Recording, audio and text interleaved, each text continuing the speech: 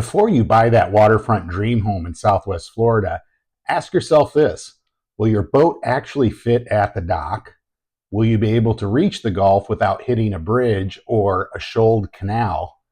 My name's Chris Glaser. I'm a boat captain as well as a full-time real estate agent down here in Southwest Florida.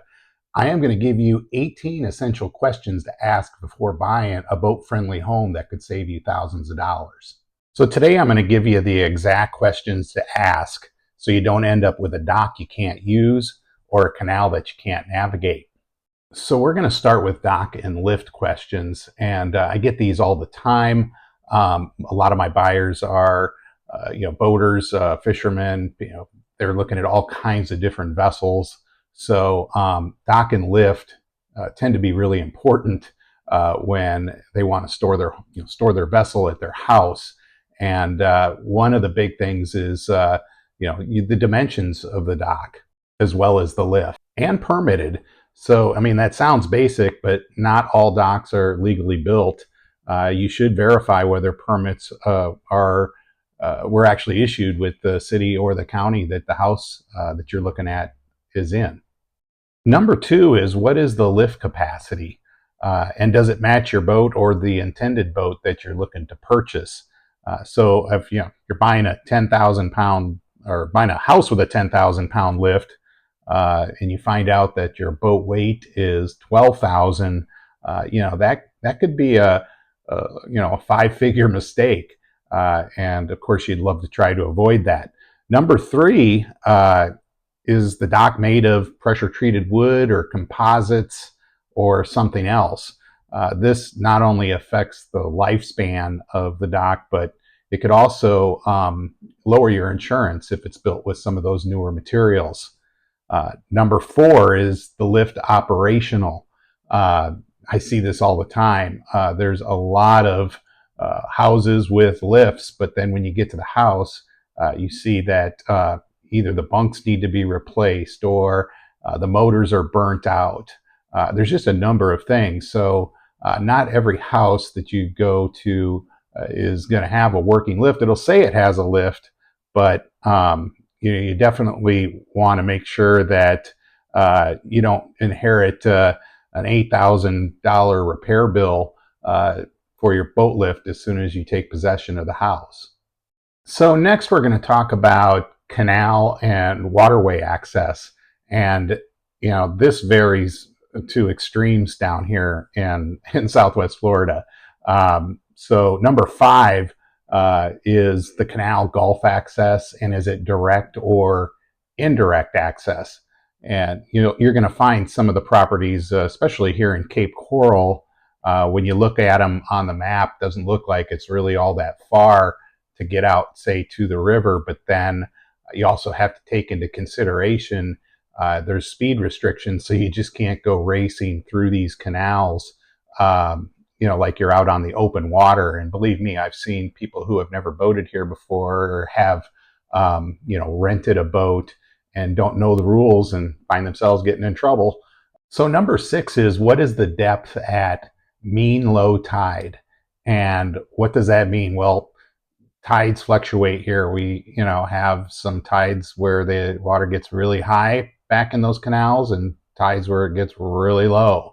And those tide cycles change pretty much every day.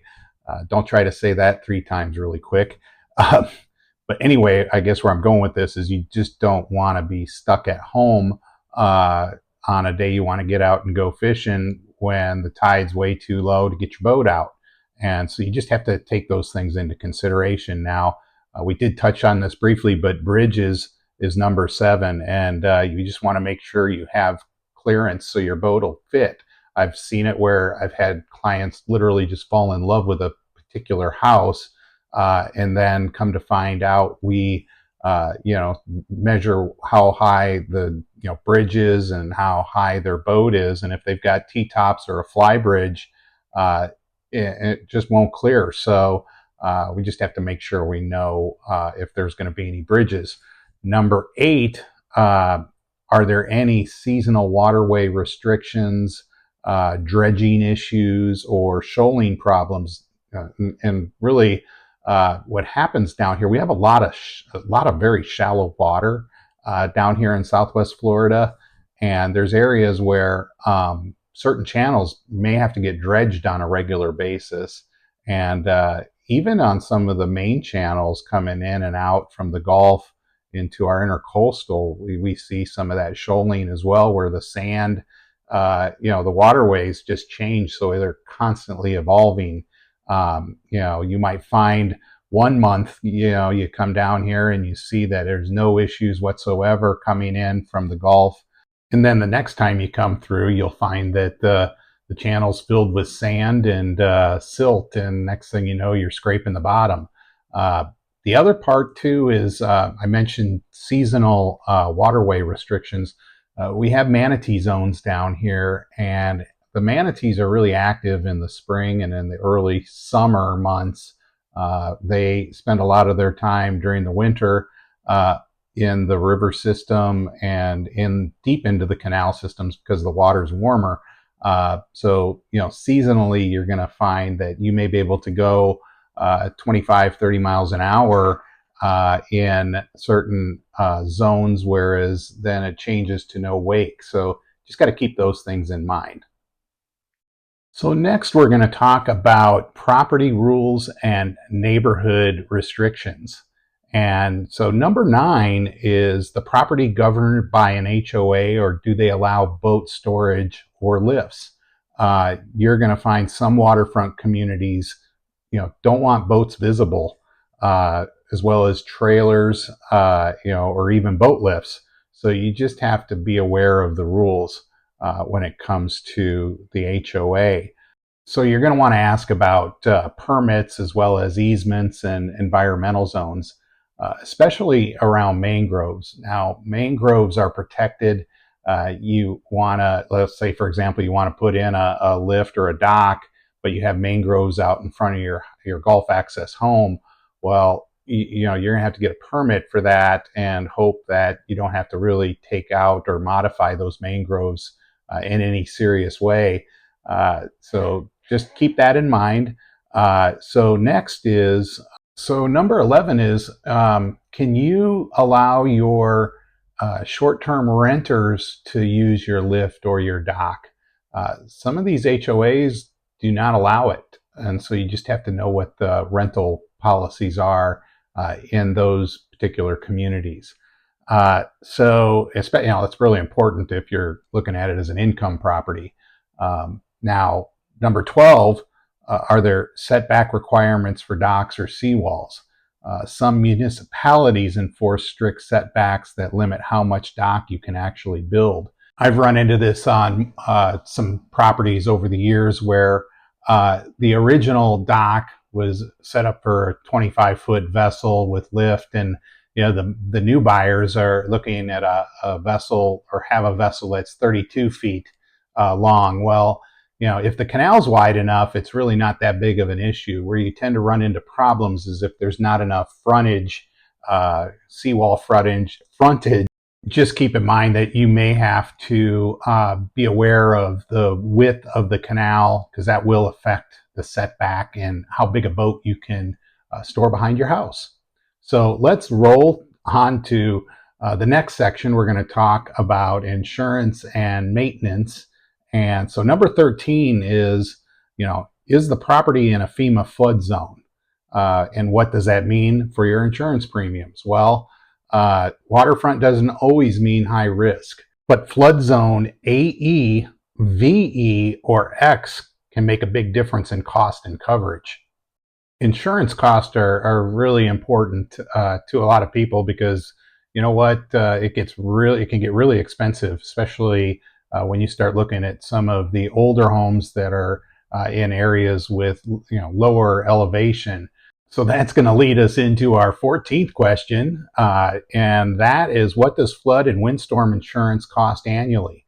Well, a lot of that's, again, going to depend on how new the house is and what the elevation is.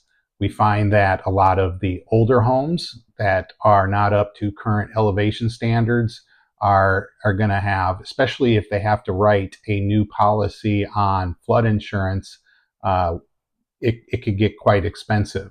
Now, if they have a legacy policy where it's transferable, those rates will definitely be less. And again, we do have a separate video for insurance, and so check that out.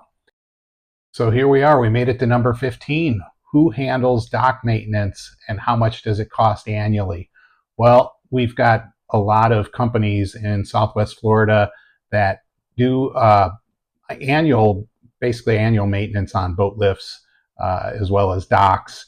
And those costs generally depends a little bit on the boat lift, but it's going to range anywhere between $400 and $600 a year.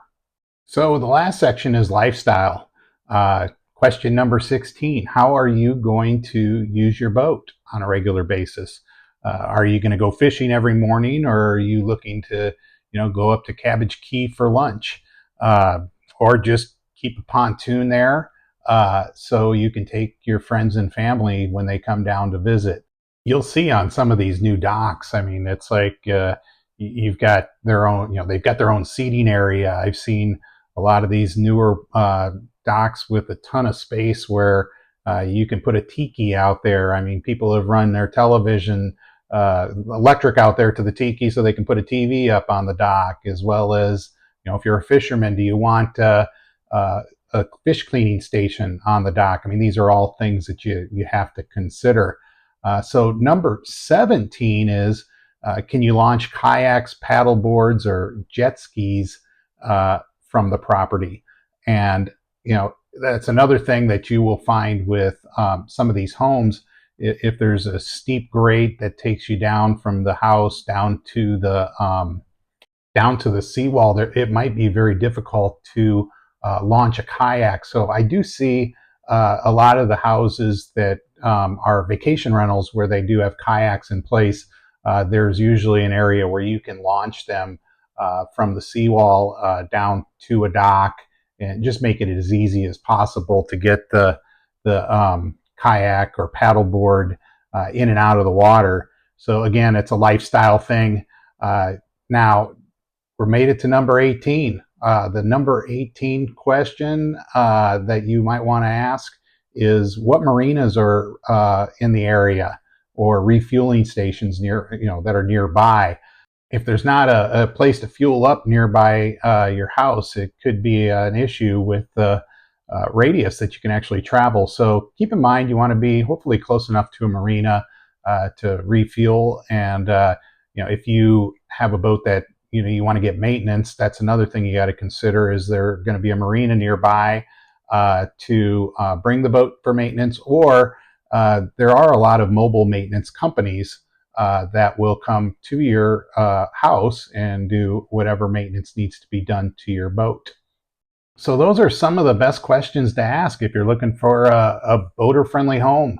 I tell you what, there's no better place to live the boating lifestyle other than right here in Southwest Florida.